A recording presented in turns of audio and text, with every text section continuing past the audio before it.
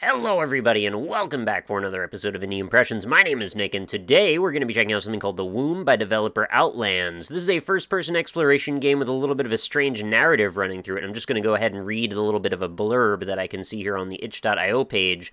It says, "There is too much stress in your life, why not take a little time out to rest in the womb?" And as you can see here by the controls, well, it looks like we've got some kind of a scanning device that we can start and stop with E and R, and then we can use left mouse click to dig, preferably when we see that little reticle-looking symbol next to us there. So we can use WASD or arrows to move, and escape to quit, or enter to start. Well, we're probably going to press enter at some point here.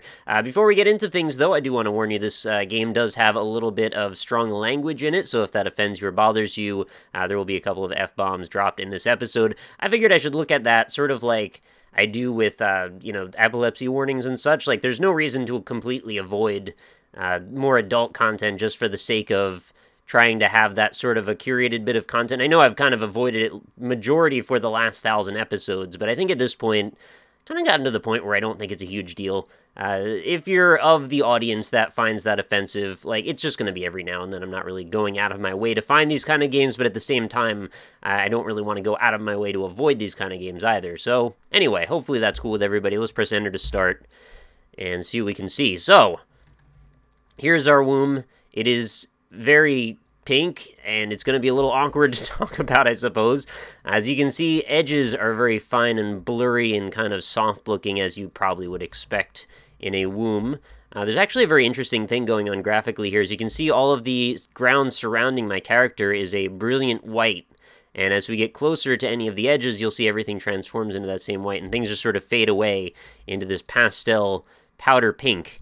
As you can see, we can get into corners here, and then all of a sudden, every little bit of shading becomes null and void, and then as we look far away, well, it's kind of view distance fog, I guess is all it really is. So anyway, we should probably take out our detector device. You can hear it kind of staticking away. So we're going to look for any kind of indication that we want to do some digging. So we're just going to kind of follow this until we see an X appear, or that reticle like I mentioned earlier. Oh, are we going in the right direction? So it's a little bit like a womb metal detector, if we could say. So right here seems to be our indicator. As you can see, that is now marked with a little bit of an X that showed up. And so we're going to press R, and that brings us to... rather, we're going to click on it, right? There it is. Okay, Marie! Now we've got some text. No, we don't want to bring up the detector. We want to click here. The day I was born, I started to melt. I melted over everything, dripping and drooling over the ones I loved. Father, mother, and psychiatrist told me one day someone is going to catch you with love. Sounds nice, I said, being caught and all. As it turns out, even love is not leak-proof. So there we go. There's a little bit of a blurb. So there's basically a whole bunch of different characters. All of them have their own little story that we read through this, and it kind of...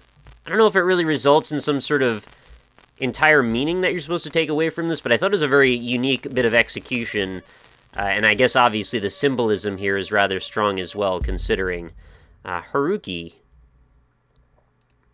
I worked myself to death. I drank myself to death. I laughed myself to death. All in all, it was a good experience. So I guess it's sort of like we're recalling bits and pieces of people's lives from the womb, as if, I guess there's a little bit of an undercurrent of like, so we're at the end and the beginning and the end, it all kind of revolves around in a circle, something like that.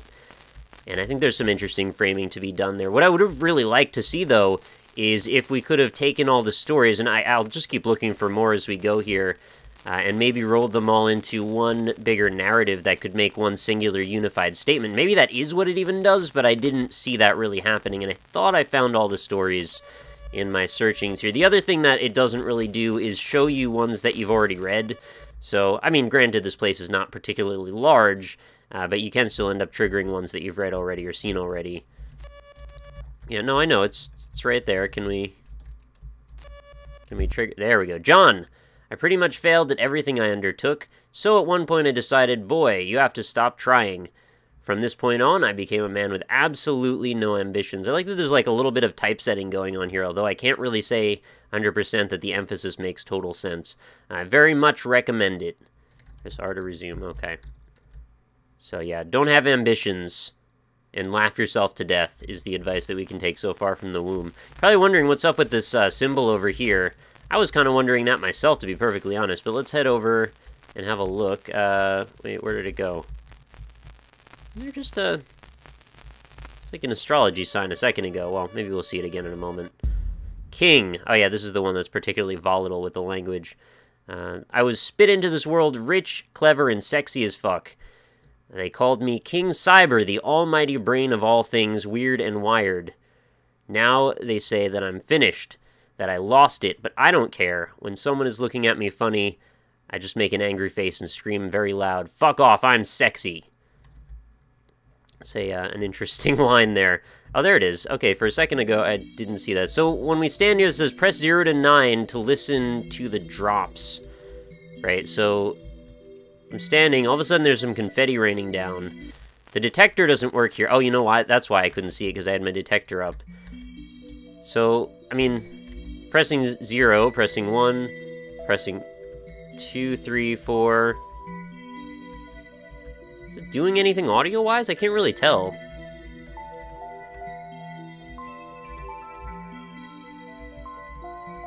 Okay. It triggers an audio bit every so often. Like, I guess if you don't press them on the beat, it doesn't make a sound. But those little tings that were happening were me actually doing that.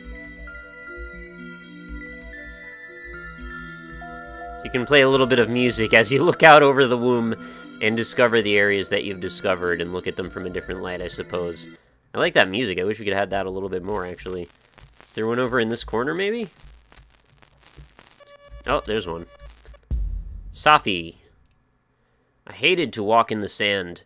I hated the drops of water falling from the gutter down my neck just after it rained. I loved the rumbling wave-like sound of a faraway highway.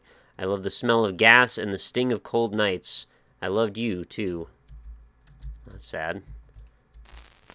There's one other little bit of a hint that I feel like kind of gets you to the point. I feel there's a couple of them, actually, that maybe are more overt than others, but they kind of give you the feeling that maybe most of these blurbs or quotations were meant to be read kind of post-mortem of the character that we were reading them from. Having trouble finding this one, apparently, maybe... there it is. Okay, I was going to say up on that little bit of a hill. Renate? I'm not sure how to pronounce that name. Something is wrong with you. All my life, they told me that, but I never knew. What is wrong with me? In the end, I understood. I just moved too slowly. There's a little bit of poetry in that one. Well, I guess they all have a little bit of poetry to them, some more than others, though. I think there's at least a couple more here. Oh, over here somewhere, or are we just picking up the one up there? If you just walk past the X, I think it'll also just have it show up for you, too.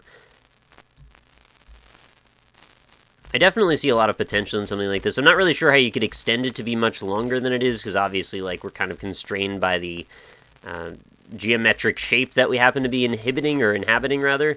I mean, where could you really take this other than to expand out to some sort of other alternative memory position, if that makes sense? Like another place where you could be ensconced in whatever these, like, location geomarkers happen to be. I guess you could do that with a town as well.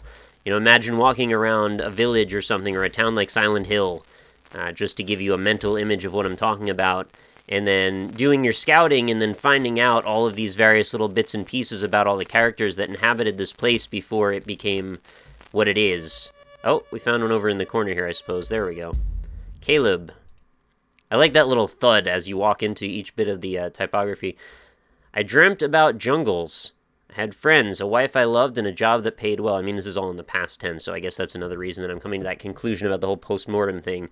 My son bought me a little house in the shade of the mountain where I grew old. Life was easy. But every night, I dreamt about jungles. I'm not sure I found this one, actually, when I was looking around before. I also just barely walked past it a dozen times. Is there one over in this corner other than that one? I know I'm still missing at least one or two. Although I guess it would spoil the experience a little to read literally every one of them. And maybe something actually changes or happens if you find all of them.